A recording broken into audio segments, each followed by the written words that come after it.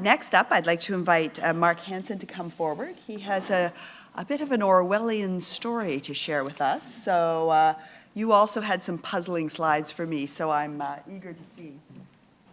Thank you very much, Jocelyn, and thank you to AMS for this opportunity. Mine will be a little bit different. Everybody's kind of talked with you a little bit about what their project was in their fellowship. If you want to learn about my project, we'll go talk at the e-poster a little bit later. But this, the Phoenix has allowed me to play a little bit, and so I'm playing a little bit in terms of admissions. So we'll give it a whirl here. My Pechakucha is entitled Admissions, an Orwellian Story. I believe that as AI goes through med school admissions, it will be a future which will be an Orwellian story. I can't predict it with certainty, but I hope by discussing this with you, we can all work together to make sure it's not an Orwellian story.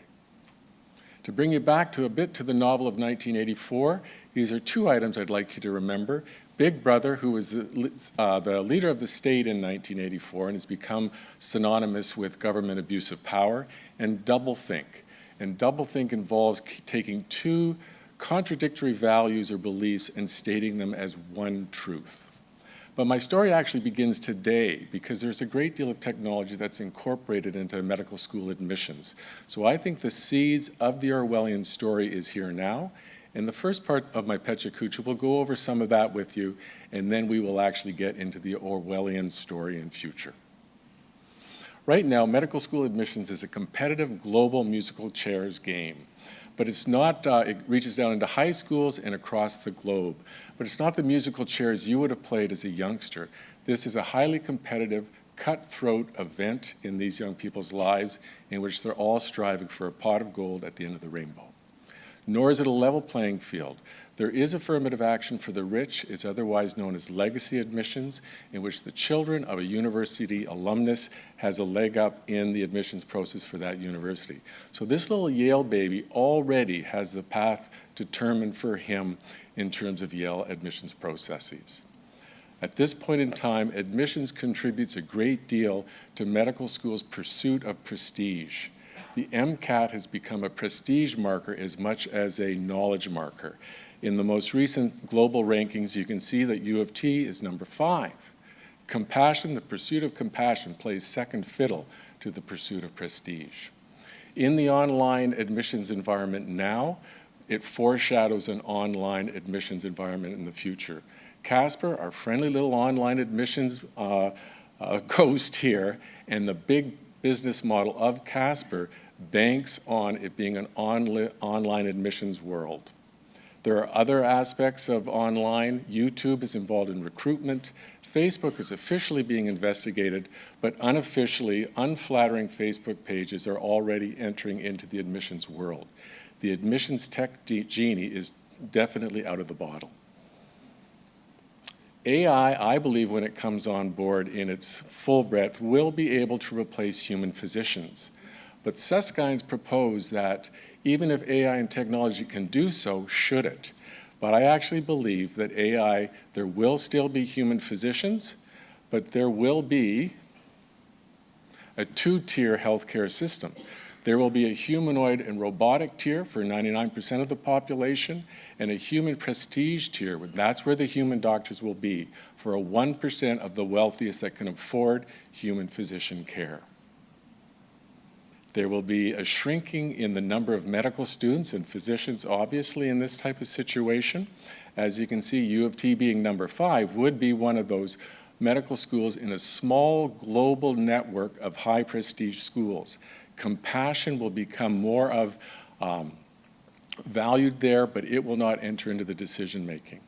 AI, all the knowledge you'll ever need as a physician, as a human physician, will be at your fingertips. So the MCAT and the GPAs will go to the wayside.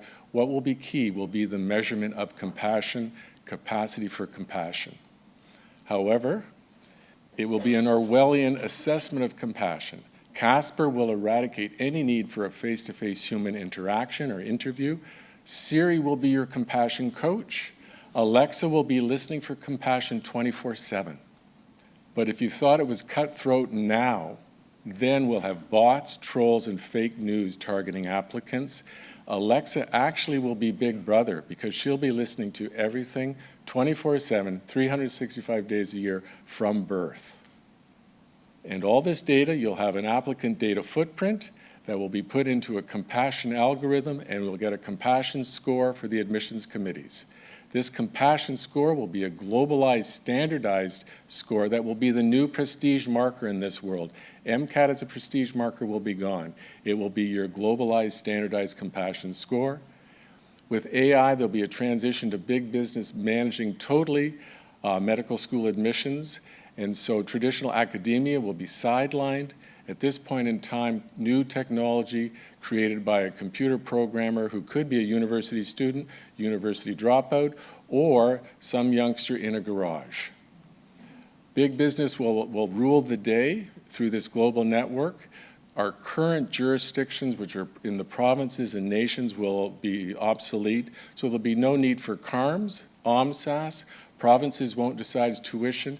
Everything will be decided by a global free market economy.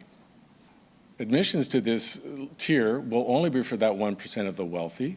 I picture Bill Clinton here because he's the quintessential Yale alumnus who reflects the aristocratic legacy admissions process that will be the norm in this Orwellian future. To go back to Doublethink, the admissions Doublethink at this time will be health is human, health is global, health is prestigious compassion. Big Brother will not allow any discussion of the humanoid robotic tier, and if anything gets out, it'll all be deemed fake news. So in conclusion, this is my Orwellian story.